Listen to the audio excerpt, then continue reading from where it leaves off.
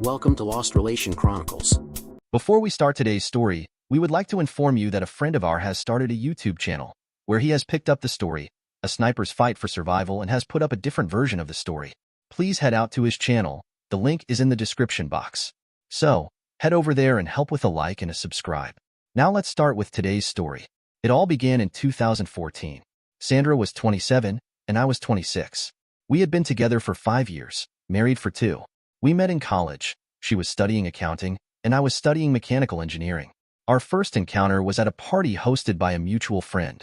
We hit it off almost immediately, and after a few dates, we made it official. A year later, we were married. Sandra had an older sister, Serena, who was married to Arnold, a good friend of hers. But the real challenge came from Sandra's mother, Isabella. She never accepted me. From the beginning, she tried to find any excuse to tear us apart. I could tell she didn't like me, but I never understood why. She would say things like, "Sandra deserves better," or "You're not good enough for her," every chance she got. It was humiliating, and it wore me down, but I thought I had the perfect life. Sandra was incredible, beautiful, smart, and the most stunning woman I had ever met. I had a decent salary as a mechanical engineer, and we were in a good place. We had agreed not to have children right away, wanting to travel and finish paying off the house first.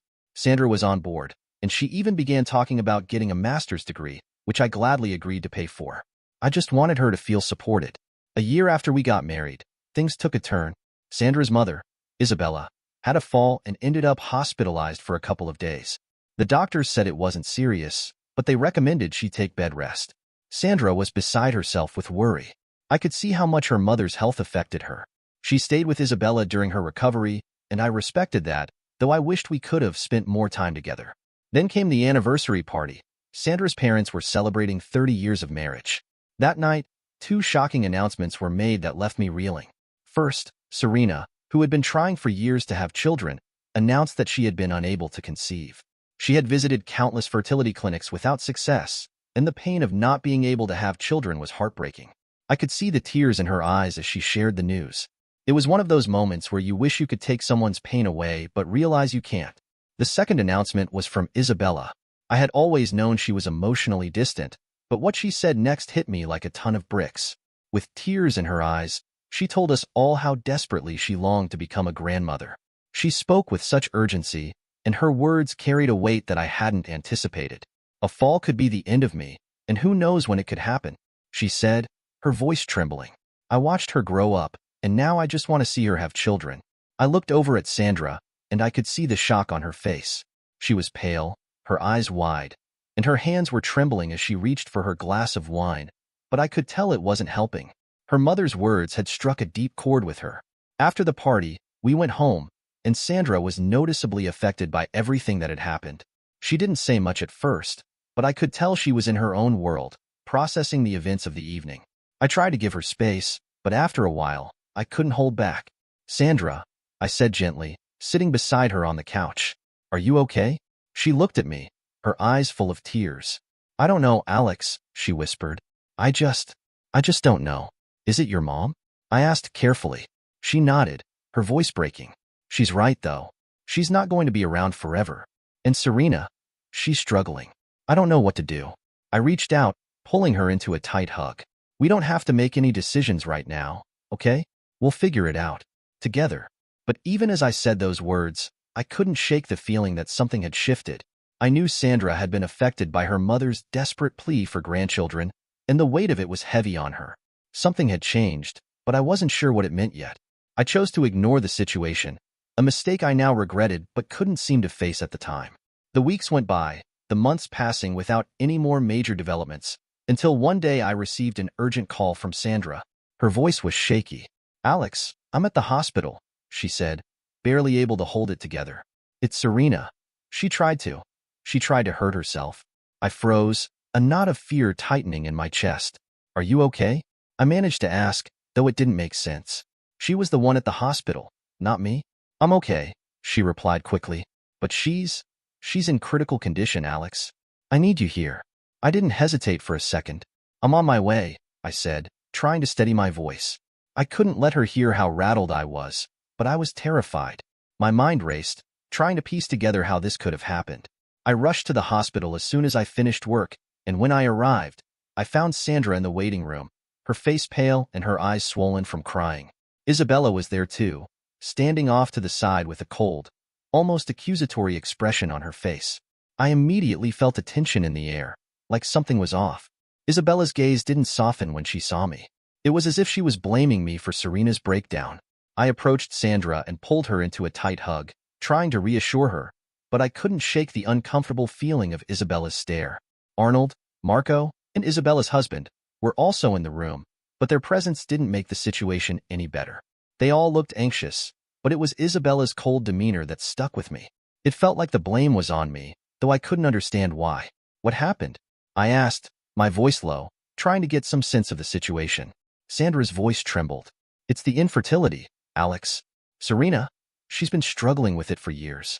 But after Mom's comments about wanting grandchildren, it broke her. The pressure was too much, and she couldn't handle it. I felt a sickening pang in my chest. I couldn't imagine what Serena was going through, but I understood how deeply it must have hurt her. 2 days later, Serena was discharged from the hospital, still shaken but physically okay. The doctors prescribed antidepressants to help her cope with the aftermath, and the whole family gathered at Isabella's house to discuss what had happened. It was tense, the air thick with unspoken words and awkward glances. As we sat in the living room, the topic of grandchildren was raised again. Serena's infertility was still fresh on everyone's mind, and Isabella's words from the party were still echoing in the background. I hesitated for a moment, knowing how controversial it might be, but I felt it was the right thing to suggest. What if you and Arnold consider adoption? I offered, trying to keep my voice steady. It could be a good way for you to have a child in your life, even if it's not your biological grandchild. Adoption is a real option, and it could bring a lot of joy. The room went dead silent. I could feel all eyes on me, and I knew that my suggestion wasn't going to be well received, but I pushed forward anyway. Isabella's eyes narrowed, and she looked at me like I just suggested something utterly outrageous. Adopt a child? She said sharply. That's not the same as having a grandchild of our own blood. A child born from our family. A real grandchild. Her words hit like a slap in the face, and I tried to hide my frustration. I wasn't suggesting it because I didn't understand the importance of family. I was suggesting it because I knew it could give Serena and Arnold the chance to create the family they longed for. But Isabella wasn't hearing any of it. The conversation faltered after that. There were no more suggestions, no more ideas. The tension in the room was palpable, and I could feel it pressing down on me, suffocating me. We all left shortly after, and I could tell from Sandra's silence that she was as frustrated as I was. In the weeks that followed, things began to change. Serena and Arnold started visiting our house more often, though their presence felt strange. They would arrive, and I could hear them talking in hushed voices in the kitchen, but as soon as they entered the living room, they fell silent. There was something off about their behavior, something that felt uncomfortable and hidden.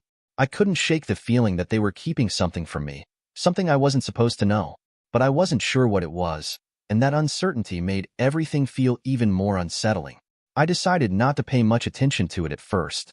Maybe Serena was just going through a tough time and needed to lean on her sister. But then, something changed. Sandra started acting different.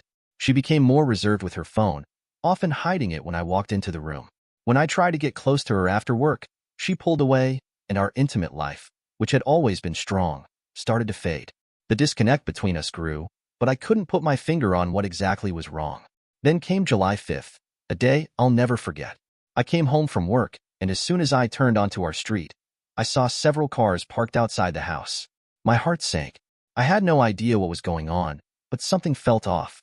I rushed inside, only to find my in-laws, Serena and her husband, Arnold, all sitting in the living room. Their expressions were grave, and Sandra was the first to speak. "Sit down.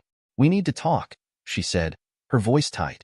I looked around at the gathered faces, all of them watching me as if they were waiting for something. My heart raced. "What's going on?" I asked, but before I could say more, my mother-in-law, Isabella, cut me off. "What solution can you give us?" she demanded, her voice sharp. I blinked, confused. "What are you talking about?" Isabella's eyes narrowed, and she glanced at Sandra before responding. "About your grandchildren," she said coldly, her words slicing through the air. I felt a wave of frustration and confusion. I don't understand," I stammered.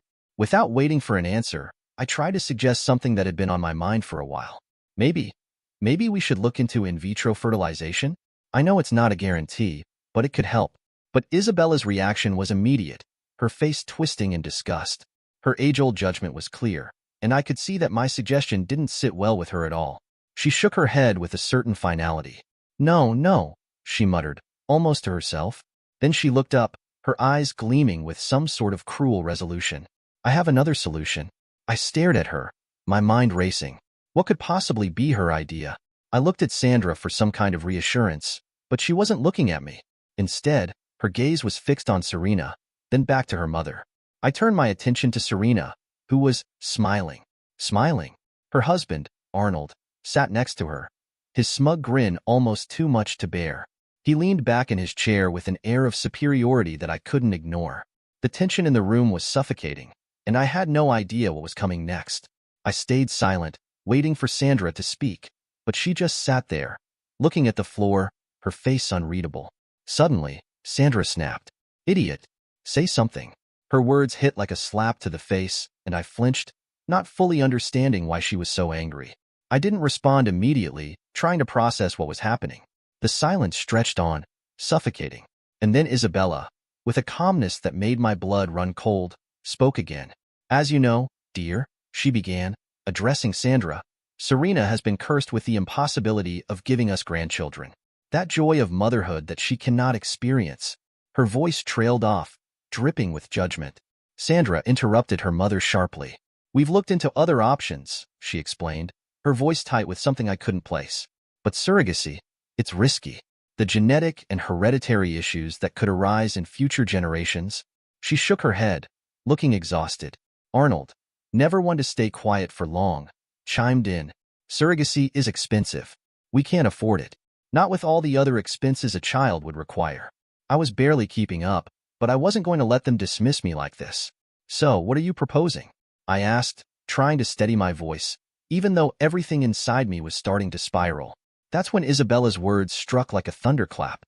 Since you refuse to have children, Sandra will become pregnant with Arnold. I froze. The world seemed to stop around me. My heart pounded in my chest, and I felt the blood drain from my face as the gravity of her words hit me all at once. Pregnant. With Arnold. Sandra, my wife, and Arnold, my brother-in-law. I looked at her, but she wouldn't meet my gaze. Instead, she kept her eyes trained on the floor, the silence between us now thicker than ever. Pregnant. With Arnold. I couldn't think, couldn't breathe. I swallowed hard, unable to utter a word. I hoped this was some sick joke, but I quickly realized it wasn't. My mother-in-law continued to speak, her voice steady, as if what she was saying was perfectly reasonable. We understand that you don't want to take care of the baby, she said coldly. Don't worry. When it's born, we'll register it in the name of Serena and Arnold. I could feel the blood draining from my face. I was in shock, and I just wanted to wake up from whatever nightmare this had become. But my mother-in-law wasn't done. She went on, as if the horror she just dropped on me hadn't been enough. Children are not products, she said, her tone sanctimonious. They are not made in a laboratory. They must be conceived with love, the fruit of a couple. In other words, with coitus. Her words hung in the air, each one more suffocating than the last. She went on to cite religious arguments, referencing the Church's prohibition against artificial means of conception and her desire to prevent her grandchild from being condemned to hell. I couldn't listen to it anymore. I couldn't stand being in this room, surrounded by these people, and hearing this insanity spew out of her mouth. Before she could continue, I stood up abruptly, my fists clenched at my sides, and I shouted, "No way!" I didn't usually raise my voice like that, but I couldn't hold it in. I needed to make them understand. Sandra, what do you want to tell me? I asked my wife, my voice raw with frustration. Sandra looked at me, her expression flickering between confusion and fear. She didn't speak. She didn't say anything, and it hit me harder than anything else. She wasn't on my side. She wasn't defending me. Isabella, my mother-in-law, looked at me defiantly. She was clearly taken aback by my outburst, but instead of backing down, she tried to explain herself, as if I should somehow understand. I wasn't having it.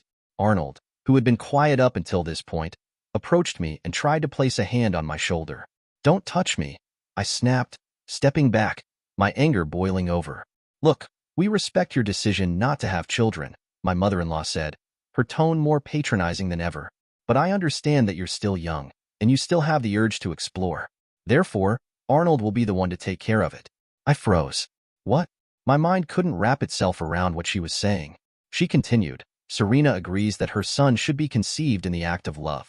Therefore, it will be between Sandra and Arnold. I couldn't believe what I was hearing. The words were impossible. And that's when I finally snapped. You're crazy, old witch. I shouted, my voice cracking with fury. Everyone in the room fell silent. It felt like time stopped. Serena gasped. Sandra's face twisted in anger, but there was something behind it. Regret? Maybe guilt? I couldn't tell. Arnold, who had been silent until now, looked at me with a smirk. Come on, he said, his tone condescending. It will be fun. And that was it. I don't even remember moving, but in a split second, I launched myself at Arnold, my fist connecting with his face in a punch that knocked him to the ground. The room erupted in chaos. Serena screamed, and Sandra joined her. The sound of their shouts echoed in my ears, but I couldn't focus on anything except the surge of adrenaline coursing through me. Get out of my house, I yelled, my voice hoarse from the rage. I didn't wait for them to respond. I turned and stormed into the bedroom, locking the door behind me. I could hear them shouting from the other side of the house. Moments later, I saw them leaving through the window. The doors slammed open, and Sandra walked in, her face flushed with anger. But there was something else. Hurt? I didn't care. You offended my mother, she shouted, her voice trembling with emotion. She ignored the fact that they had just tried to convince me to let her sleep with Arnold. She didn't care about that. I couldn't stay quiet anymore. You're ignoring the fact that they're trying to manipulate me into letting you have sex with your brother-in-law. I shot back, my voice hoarse from shouting. Sandra didn't respond. She just glared at me, clearly seething. She didn't speak to me for the rest of the day. That night, after I'd spent the entire day with my best friend, Elliot, I came home. Elliot had been my rock, listening to me vent and offering words of support. This is deception, Alex. Your mother-in-law is the one who's to blame for all of this, he said, shaking his head. I nodded, feeling the weight of everything crash down on me again. Elliot was right. My mother-in-law was at the center of all this madness. Elliot suggested something that sounded crazy at the time, but made sense in retrospect. He said, maybe it's time to leave the city, Alex. Take Sandra, get away from all this mess. The less you're around her family, the less their influence on you both. I'd been thinking about it for days, trying to figure out how to make everything stop hurting. It wasn't a bad idea, but I wasn't sure I was ready to run away from my problems. But then I thought about it. Being away from her family, away from all the pressure. It sounded like something I needed, even if I didn't want to admit it. When I arrived home that evening, Sandra was sitting at the kitchen table, her face red and blotchy. She had been crying. I stopped in my tracks when I saw her. My stomach churned with guilt, but I didn't know what to say. Sandra? My voice came out softer than I intended. She looked up at me, her eyes filled with tears. My mom's been hospitalized, she said, her voice trembling. She's in critical condition. I didn't even think before responding, that old bitch can die. And I hope the death is agonizingly painful for her. The words just came out, bitter and cold. I knew I hurt her, but I couldn't stop myself. It wasn't my proudest moment. Sandra collapsed into herself, breaking down completely. I watched her for a moment, my heart sinking. I didn't mean to be so harsh, but I had been bottling everything up for so long that it just spilled out. It wasn't my intention to hurt you, but your bitch of a mother leaves me with little respect for her, I said. She wiped her tears away and looked at me. You don't understand, Alex, she whispered. Serena, she's still so depressed. I'm afraid she'll hurt herself again. Serena's mental health was a mess, and I couldn't pretend to know how to handle it. I stayed silent for a moment before saying, we can try. We'll try to have a baby soon. Our baby, your and mine. I didn't want to say it, but I did. I had no other choice. Sandra looked at me, her face lighting up. She smiled softly. It's okay, she said, her voice relieved. We'll try soon. But deep down, I knew it wasn't just about making Sandra happy. It was about keeping the peace with her family, and that didn't sit right with me.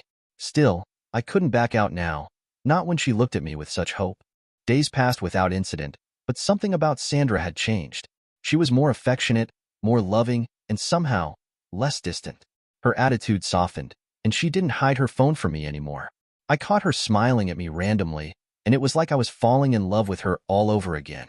But there was something off, something that I couldn't put my finger on. It was strange. I just didn't trust it.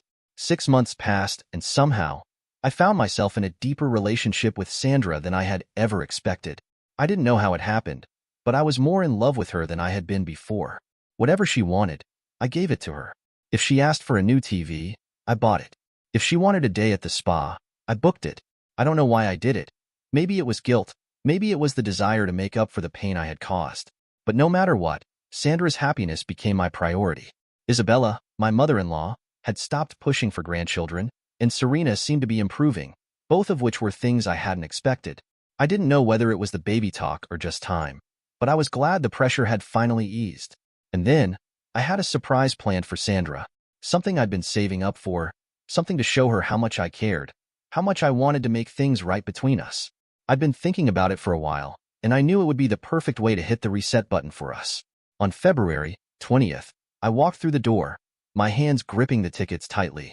When I arrived home that day, the house was eerily quiet. My first thought was that maybe Sandra had just stepped out for a moment, but as I made my way upstairs, something felt off. I reached the bedroom and saw a note lying on the bed. My heart sank as I picked it up, recognizing Sandra's handwriting. Alex, you see that nothing in our relationship changes. I love you more than ever, and I know you do too. My mother has become more affectionate with you. She appreciates you in her own way. However, Serena cannot be happy, and I know that the guilt of not giving her a grandchild is destroying her. I hadn't told you, but I know you're going to understand. You've changed a lot in these months, and I know you're mature enough and you love me too much. My parents, Serena, and Arnold will do what we planned 6 months ago. Today, we are leaving town. I will get pregnant by Arnold. I will not tell you where we are because I know you, and I should not suffer stressful situations, and neither should Arnold. Serena told me that he gets nervous, and maybe we can't conceive on the first try. That's why we'll be gone for a month. Don't bother looking for us. I will return when I am pregnant. This does not change our relationship. We will pretend that nothing happened. No one in the family knows, and that's how it will stay. Just between us. I stood there, frozen, unable to process what I had just read. I felt this overwhelming sadness and humiliation rush over me. I won't deny it. It hurt more than anything ever had before. But in that moment, I realized something. There was no trust in this relationship, no mutual agreement. And it was all for the sake of her mother's demands. I was angry, but more than anything, I was ashamed of myself. Sandra had walked all over me, and her mother was orchestrating everything from the shadows, as always. I had been so naive to believe that any of it was real, to think that Sandra really cared about me the way she said she did. Eventually, the sadness turned into something else, indifference. 2 days later, I came to a realization I hadn't known before. The sheer manipulation of some people. Sandra and her mother had twisted things around so skillfully that I was the one left in the dark. They made me feel like the obedient husband who forgave everything, and I hated myself for allowing it. But not anymore. I couldn't let them continue walking all over me. I wasn't that man anymore. I couldn't just stay silent. I drove to Sandra's parents' house, my mind racing with everything I was about to confront. I wanted answers, even if I didn't know what the hell I was going to say. When I got there, I saw their cars were gone. It was exactly as the note had said. They were already gone. The feeling of humiliation only deepened. They had planned this so carefully, so secretly. I felt sick. I went back home, frustrated and humiliated, my mind still reeling. I picked up the phone and called Elliot. He answered after a few rings. "Hey, man," he said, his voice full of concern. "What happened? You okay?" I took a deep breath. "No, I'm not okay. Sandra's gone. They took off like we were never even married. She's gone to get pregnant by Arnold and I stopped myself before I could go any further. What was the point?" Elliot let out a heavy sigh. "Man, that's messed up. That's a hell of a betrayal. What are you going to do?" I didn't have an answer for him. I just felt so lost. "I don't know, Elliot. I honestly don't know." We cracked open a couple of beers, just sitting there in silence for a while, the weight of it all sinking in. After a few more drinks, he finally asked again. "What are you going to do, man? For real?" I didn't even look at him. My eyes were glued to the table in front of me, the bottle of beer in my hand now warm. "Nothing," I said quietly. "I'm not doing anything. I don't even want to look for her. I just want it all to be over." Later that night, I tried calling Sandra, but when I checked the phone, I saw she'd left it behind. I wasn't surprised. I knew she'd done it on purpose. It was just another thing to keep me from reaching her, from getting answers. I picked up her phone and checked the messages. Everything seemed normal. Nothing out of the ordinary. Conversations with her family, updates on her mother's condition. It was all so damn fake. That weekend, I did nothing but stew in my anger. It ate away at me, growing worse with every passing minute. The betrayal, the manipulation, it only solidified my hatred for Sandra and her family.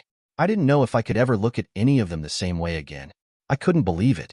My wife, Sandra, had been cheating on me with her brother-in-law, Arnold, for months. The excuse they used, that he was too nervous to conceive, was a complete joke. They had been scheming behind my back, and I was done. It was time to get out, to disappear from their toxic mess. So, I made a plan. I bought tickets to Canada, packed all my things, and sold my car. The house was on lease, and it was paid for the next 6 months. I sold most of the important electronics in cash, emptied all mine and joint accounts. I was not leaving her with a single penny. The cards were canceled. The insurances were changed. I cut Sandra out completely. I had enough money saved to live for 3 months. To make sure I could pull this off, I asked Elliot for a loan. He didn't hesitate and told me to take care of myself. Whatever you need, man. Just keep me in the loop, he said. I knew I could count on him. I took Sandra's phone with me, and before I left, I quit my job and made it clear that I didn't want to hear from anyone, including my wife. The betrayal was too much. 3 weeks into my new life in Canada, I got a WhatsApp notification on Sandra's phone. It was from a family group chat titled Baby. I hesitated, but curiosity got the better of me. I opened the message and saw something that made my heart sink. It was Serena's message. It's finally happened, family. After more than 20 attempts, we will finally have a grandchild. I clicked on the photo Serena had shared. Arnold was smiling, standing beside Sandra, who was lying in bed. She was wearing nothing but her underwear, and I could tell they had just been intimate. The next image was of a pregnancy test. Sandra was pregnant. By Arnold. I felt my world collapse. I could hardly believe what I was seeing. The anger, the sadness, the humiliation. It was overwhelming. But I was too far away now, in Canada, and I knew there was no turning back. I couldn't be near her again, not after everything that had happened. The messages kept coming in. Congratulations. From Serena. We finally did it. From Arnold. And my wife, Sandra, was in the middle of it all, living a life I couldn't even recognize. I tried to push it out of my mind. I started looking for work in Canada, anything to distract me. Luckily, my engineering skills and knowledge of languages helped me land a job at a small factory as a warehouse worker.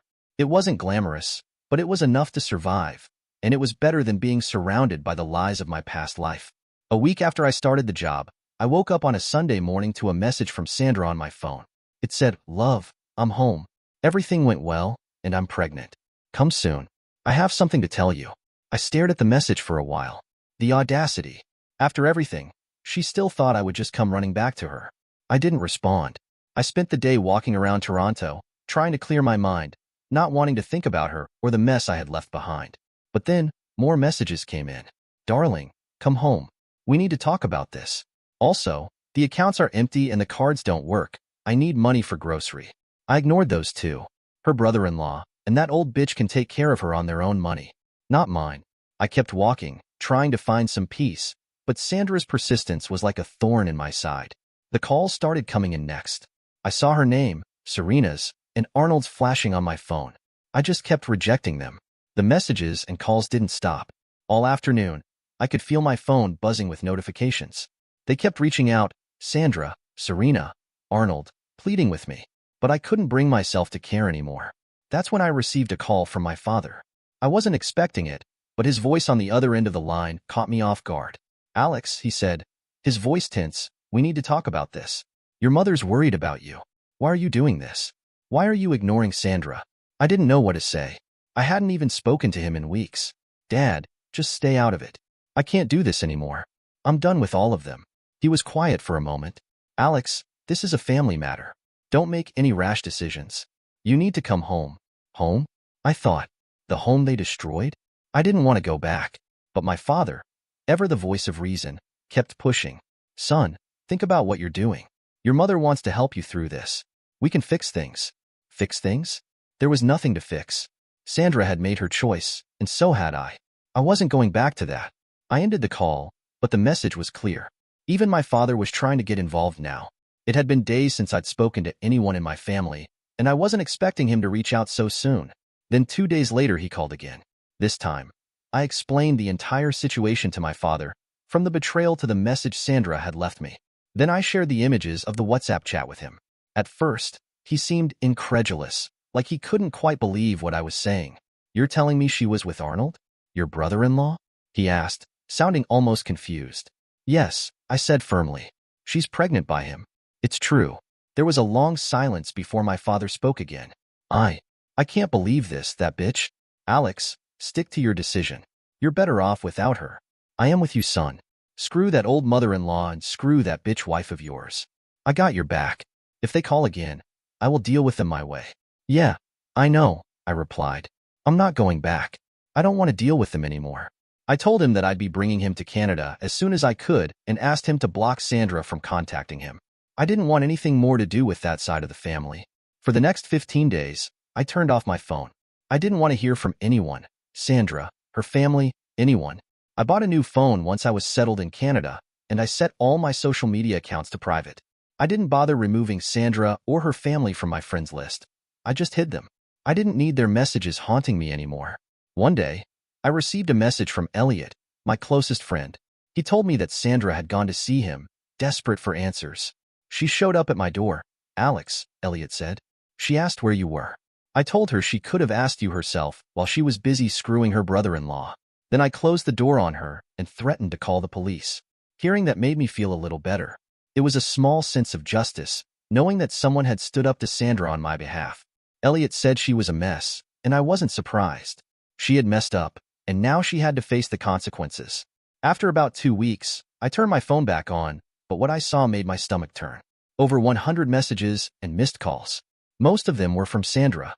Her messages were full of pleas. "Alex, please, I still love you. This means nothing. I want to give you your first child. This is for my sister. Don't ignore me. Please answer. I love you." Her voice in the audio recording sounded broken, desperate, but I wasn't moved. I'd made my decision. Then there were the messages from my mother-in-law. She was furious with me. She called me irresponsible and accused me of being selfish.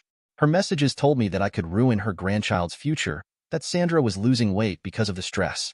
The doctors had to hospitalize her for a nervous breakdown. I didn't care. I blocked her number without hesitation. I didn't respond to anyone, and as the days went by, I began to heal. My father moved in with me, and it was a relief to have him here. He was adjusting to life in Canada, and thankfully, he was doing well. I found a better job that paid well to live comfortably. Things were starting to look up for the first time in a long time. And after some time, I finally achieved something I had never expected: permanent residency in Canada. Now, I had built a new life for myself, from the ground up. After hiring a good lawyer, things started to settle. I filed for divorce and Sandra was served soon. We had shared her handwritten note as part of the divorce petition, stating that she willingly abandoned the marriage. He also shared the WhatsApp messages as part of the evidences. My lawyer fought for the dissolution of marriage rather than a simple divorce. Sandra kept sending messages, but it felt like nothing more than noise. A few months later, I found out that, unfortunately, that Sandra had a miscarriage and the child was lost. Isabella tried to blame me for causing it by giving Sandra depression by abandoning her. Sandra had cut ties with her own family, blaming them for pressuring her into having a child with Arnold.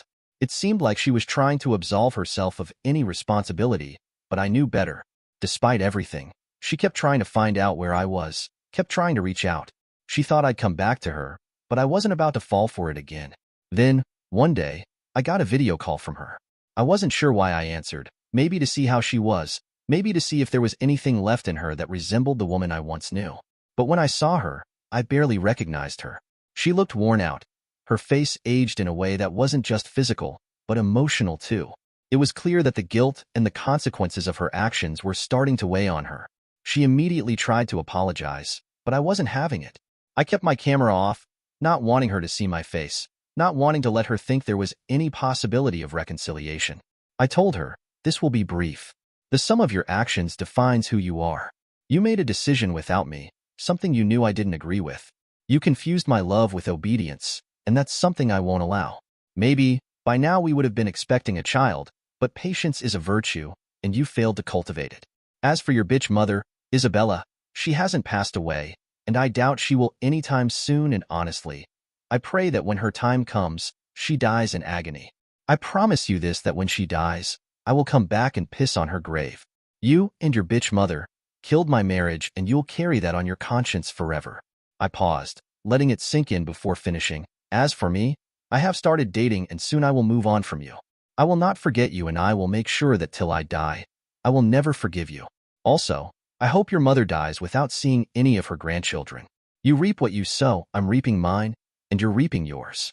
I heard her break down in tears, and I couldn't help but feel a little detached. Then she said that the doctors told her that she will not be able to conceive ever again as, during her operation, her uterus was removed. That was something I did not expect and honestly, I did not wish such bad karma on her. But it wasn't my responsibility anymore. I ended the call without another word. That was the last time I heard from her. That was around 2019. I've been living in Montreal since then, recovering from that life, from that woman, from all of it. It hasn't been easy, but it's been necessary. The divorce went on fine and I was free from her. We did not have much to be split, and I was asked to pay alimony for 1 year. Then the world shut down in 2020, and everything seemed to blur together. Days blended into each other, and I didn't know what was real anymore. But honestly, it doesn't matter. It feels like something out of a story now, like fiction, and I wish it wasn't. Dear listeners, please share your thoughts in the comments section below, and don't forget to like, share, and subscribe.